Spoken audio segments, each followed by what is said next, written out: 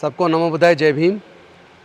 आज मुझे आप सबके साथ ये साझा करते हुए अपार खुशी हो रही है कि आज सुखोताई रिज़ोर्ट के अंदर एक ध्यान साधना ग्राम सामनेर पवज्जा एवं ध्यान साधना शिविर का आयोजन किया गया है, जिसमें तथागत बुद्ध के धम्म के बारे में प्रशिक्षु ज्ञान प्राप्त करेंगे और 10 दिन तक मौन रहकर ध्यान साधना करते हुए धम्म की शिक्षा लेंगे। और यहाँ से जो मिशन जय भीम ने सपना देखा था भारत को बौद्ध में बनाने का, 2025 तक 10 करोड़ लोगों को बुद्ध के धम्म की दीक्षा दिलाने का, अपने पूर्वजों की सांस्कृतिक विरासत में घर वापसी का, उसकी शुरुआत आज से शुरू हो रही है। जहाँ आपको याद होगा हमने मई के अंदर लगभग 100 से ज़्यादा भिक्षुओं ने एक धम्म संगति की थी और सितंबर के अंदर उससे भी ज़्यादा भिक्षुओं ने द्वितीय भिक्षु संगति की थी। और आज ये सामनेर पवज्जा एवं ध्यान साधना शिविर जो आयोजित हुआ है, यहाँ लगभग 500 प्रशिक्षु बुद्ध के धम्म की दीक्षा ले रहे हैं, सामनेर बन रहे हैं। और आप जानते हैं कि पूरे दुनिया के अंदर बुद्ध का धम्म भारत से गया। भारत में जब सम्राट अशोक का टाइम था 2072 बीसी से लेकर 272 बीसी से लेकर 232 बीसी तक यहाँ सम्राट अशोक का शासन रहा भारत में। और उन्होंने अपने बेटे और बेटी को भी दुनिया के अंदर बुद्ध के धम्म के प्रचार प्रसार के लिए भेजा।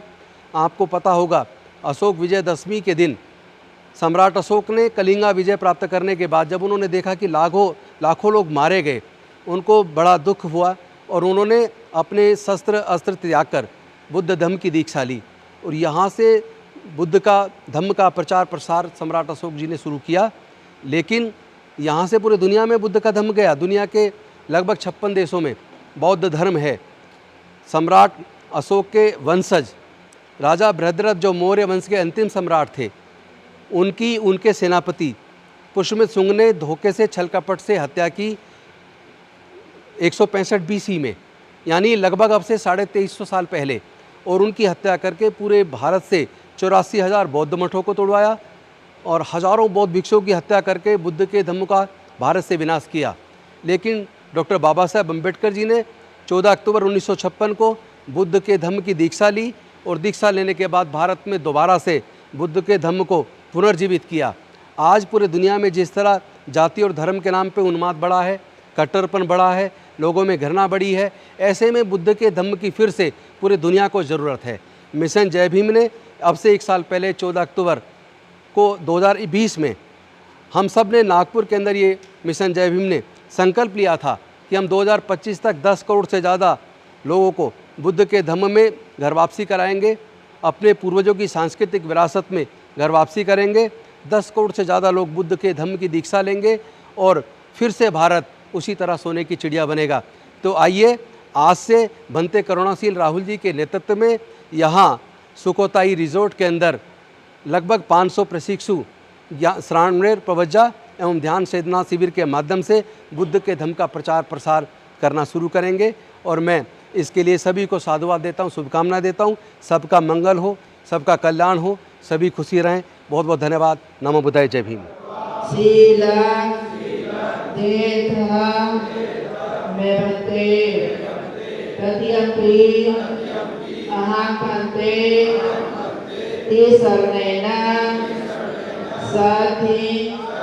पवज्जा दशशीला धम्मं याचामि बुद्धं शरणं गच्छामि।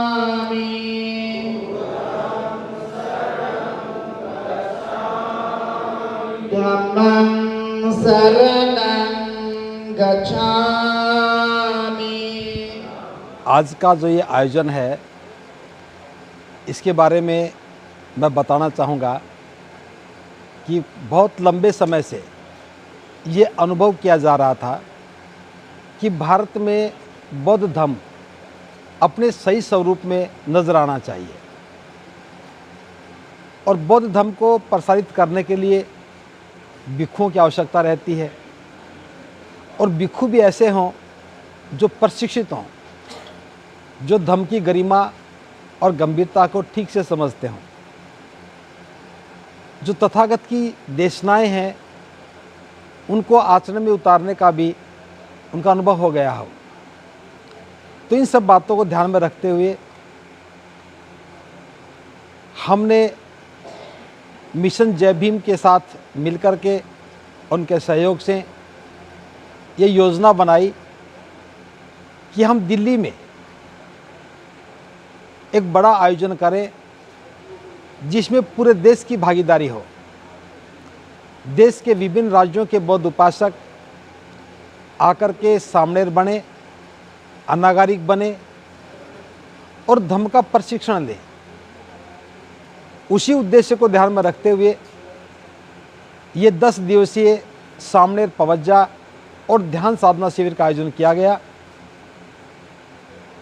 इसके पीछे एक उद्देश्य और भी है। अभी तक सभी लोग धम्म को पुस्तकों में देख रहे थे, पुस्तकों में पढ़ रहे थे, लेकिन अनुभव की कसौटी से के साथ धम्म को समझने का कोई माध्यम नज़र नहीं आ रहा था। तो इस सामनेर पवज्जा के साथ ध्यान साधना को जोड़ करके गंभीरता के साथ धम्म का अध्ययन करने की योजना बनाई है। पहले भी इस प्रकार के आयोजन होते रहे हैं, लेकिन ये आयोजन इसलिए महत्वपूर्ण है कि ये दिल्ली प्रदेश में है और इसमें पूरे देश की भागीदारी है। तमिलनाडु से लेकर के जम्मू कश्मीर तक के लोग इस शिविर में भागीदारी में आए हैं। और एक बात मैं देख भी रहा हूं कि अधिकांश शिक्षित लोग हैं। इस शिविर में डॉक्टर भी हैं, इंजीनियर्स भी हैं, एडवोकेट भी हैं, रिटायर्ड लोग भी हैं और महिलाओं की भागीदारी भी है, युवा भी हैं और बुजुर्ग भी हैं। देश में पहली बार युवा धम्म की ओर से इतना आकर्षित हो रहा है, पहली बार नजर आने लगा है। और एक अच्छा लक्षण है कि बाबा साहब की बौद्ध में भारत की परिसंकल्पना हम समझते हैं कि इसी माध्यम से पूरी हो सकती है। तो बस इतनी बात कहते हुए मैं साधुवाद देना चाहता हूँ मिशन जय भीम की टीम को और श्रद्धावान उपासक माननीय राजेंद्र पाल गौतम जी जो केंद्रीय मंत्री हैं दिल्ली सरकार में, कि जिनकी एक पहल के साथ, सहयोग की भावना के साथ इस कार्यक्रम का अंजाम दिया जा सका। इन्हीं शब्दों के साथ सबका मंगल हो, सबका मंगल हो।